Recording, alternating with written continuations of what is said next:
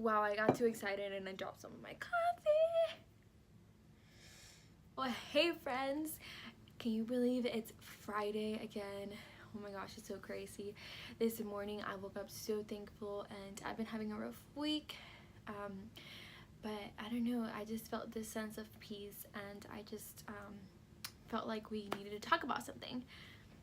So I got my coffee. I just tasted it right now, and honestly I think it's too sweet because I got a cappuccino blend, but I think like the sugar was already in there and I added sugar because, you know, I thought it was just like I needed to add some.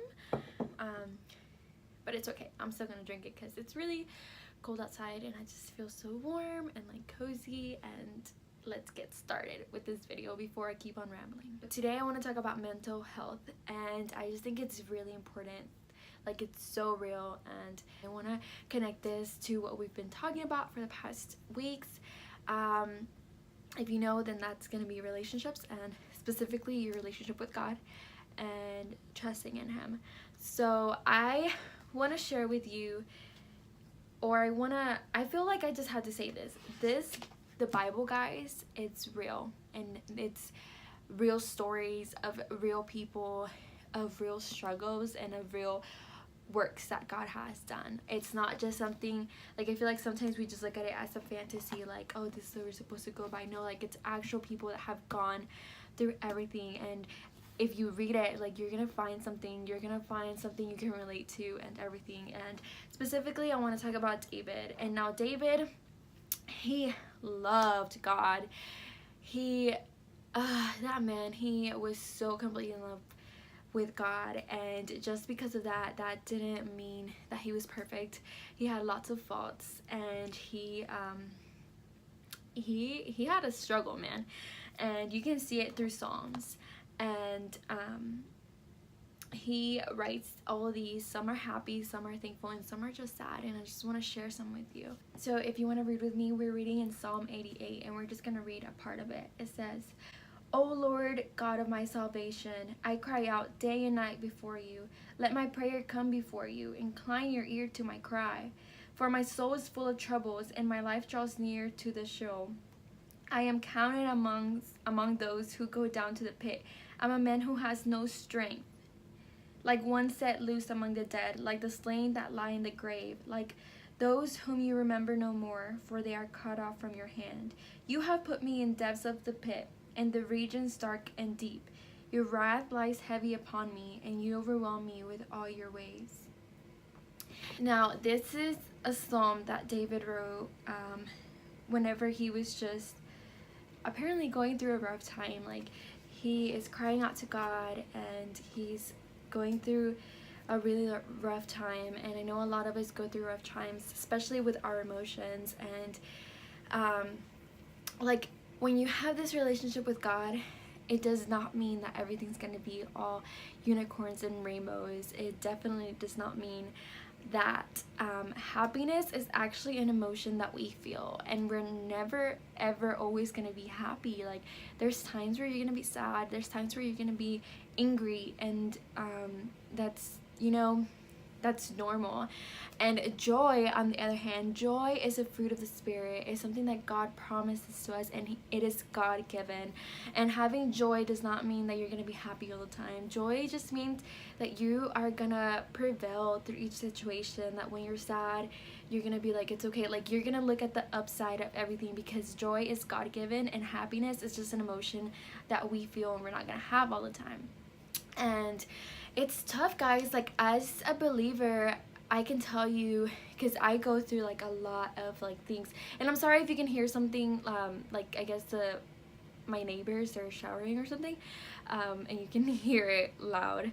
But yeah, like, I struggle with it a lot, and I struggle with my anxiety, like I've shared with you guys, and it's just a struggle. And to be honest with you, it's, as a believer, I feel like it's harder because we have all this joy. Like, we might have really bad things going on, and we might not be feeling good, but like, you know, we're always thinking about good things and how good the Lord is, and we're not gonna let it affect us.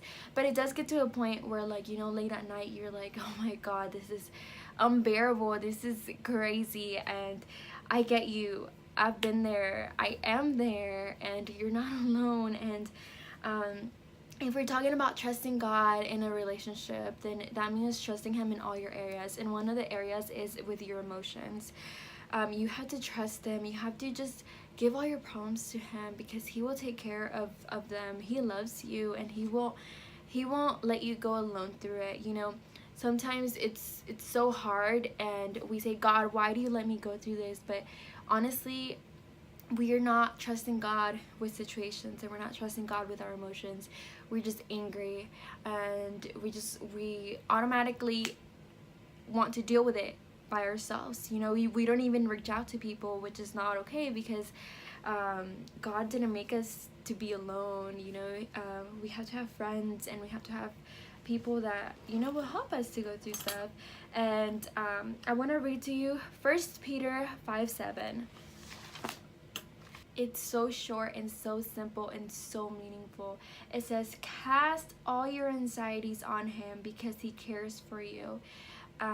And you know, sometimes whenever we're anxious and when we're feeling sad about something, we just completely shut down, and we snuggle up in our bed, we curl up, and we just cry, and we think about it. We shut ourselves off from the world, and not once do we think, God, you know, this is so bad, like, just take it. I put the situation in your hands. I put these emotions in your hands, and just help me cope with it, and help me go on with my day, and just, you know, claim that joy that He promises to you.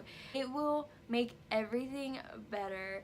And even if you don't think so, like, God listens to us and He hears us, and I think that's one specific way we can trust Him, because trusting somebody is a big word. Like, you have to trust Him, but trust Him in what? You know, trusting that they're gonna take care of you, trusting that they're gonna be there. Like, what specifically are you trusting them with? And with God, you have to trust Him with everything. But I want to specify in this next few videos what we should trust God with, you know.